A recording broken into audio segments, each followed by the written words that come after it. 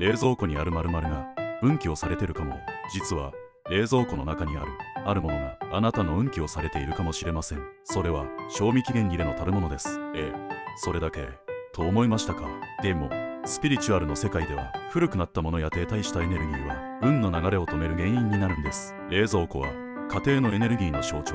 そこに不要なものがあると金運、健康運、対人運までもじわじわ下がっていきます。1週間に1回冷蔵庫の中をチェックしていらないものを手放しましょう。物を捨てるイコール停滞をリセットする行為。運気は空いたスペースに流れ込んできます。最近なんかついてないと感じている人は今すぐ冷蔵庫をチェックしてみてください。気づいた方はコメントで冷蔵庫すっきりと書いて新しい運気を呼び込みましょう。いいね&フォローも忘れずに。